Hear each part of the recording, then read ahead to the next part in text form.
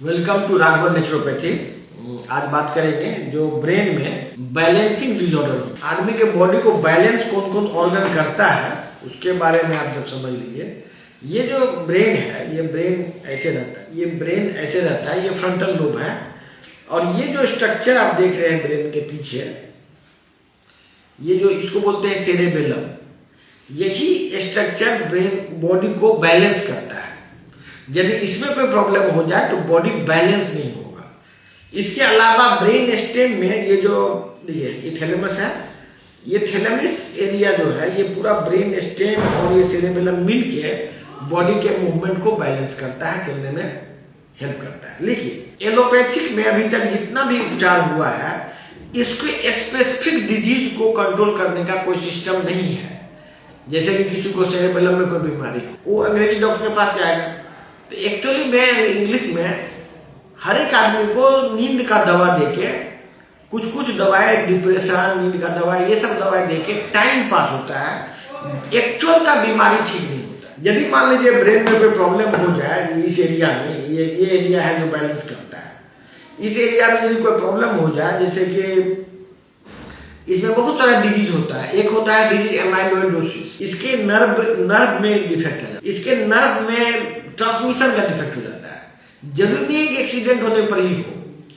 हम लोग जो खाना खाते हैं, हमारा जो मेटाबॉलिज्म है, इससे कोई नर्व, कोई आर्टरी, कोई वेसल्स प्रभावित हो सकता है। जैसे कि कोई ब्लड, मान लीजिए ब्लड सप्लाई खत्म हो गया, क्लॉट कर गया।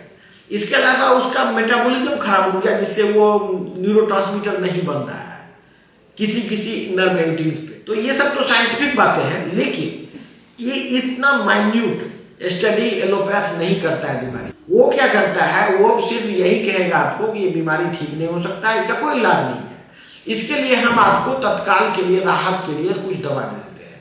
तो राहत के लिए जो दवा दिया जाता है उसको बोलते हैं एंटी डिप्रेसेंट। डिप्रेशन का दवा दे देगा, नींद का दवा देगा, थोड़ा सा आदमी को रिलीफ हो सकता है, किसी को मिल जाता हो, लेकिन उसके चलने फिरने में कोई रिलीफ नहीं मिलेगा। आदमी को मानसिक रिलीफ मिल सकता है, मान लीजिए आपको नींद आ गया, उसके दवाई खा के इस टाइप का रिलीफ मिल सकता है, लेकिन चलने फिरने में कोई रिलीफ पेशेंट को एलोपैथिक दवा से नहीं मिलता है। उल्टा ये जो दवा न्यूरोट्रांसमीटर को चेंज करने का कुछ मेडिसिन, जैसे डोपामिन का, नेफ्रिन बढ़ाने का कुछ मेडिसिन मार्केट में अवेलेबल है। वो सबसे यदि कंटिन्यूअस खाएंगे आप, तो धीरे धीरे आपका नर्वस सिस्टम परमानेंटली खराब हो जाएगा। क्योंकि डोपामिन का लेवल पूरे ब्रेन में यदि बढ़ जाए तो आदमी फुल्ली डिसफंक्शनल हो जाता है, ब्रेन फिर काम करना बंद कर देगा आपका। इसीलिए डोपामिन का जो भी पार्किंसन डिजीज में डोपामिन के लिए दवा दिया जाता है, उससे प्राय लोग फुल्ली पैरालाइज ही हो जाता है। हम लोग देखे हैं, जो लोग को पार्किंसन डिजीज में जो लोग दवाई नहीं खा रहा है और जो लोग दवाई खा रहा है, जो लोग रेगुलर दवा खा रहा है, उसको शुरुआती दौर में कुछ रिलीफ महसूस होता है, क्योंकि डोपामिन दे दिया, थोड़ा रिलीफ हो गया। लेकिन जो टाइम बीतता है, ये पूरा सिस्टम ही पैरालाइज हो जाता है, क्योंकि डोपामिन से इनसेंसिटिव हो जाता है। बॉडी का एक सिस्टम है, बॉडी शरीर का ये पूरा सिस्टम है बना हुआ।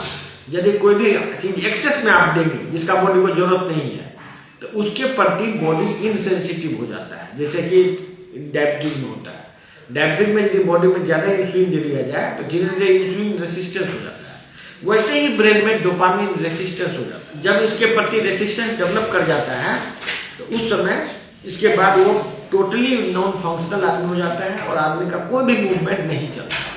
ये हम लोग बहुत दिनों से बोल रहे हैं, जो भी ब्रेन का बीमारी से जो भी लोग सफर कर रहे हैं, आप लोग अपने इलाज में महसूस करते होंगे कि आपको एक्चुअल में कोई बेनिफिट नहीं। जबकि मेटाबॉलिक ट्रीटमेंट में हम लोग जो ट्रीटमेंट करते हैं, इससे माइटोकॉन्ड्रिया का एक्टिविटी बढ़ता है। इससे हर एक सेल अपने रिक्वायरमेंट के हिसाब से करेक्ट हो सकता है।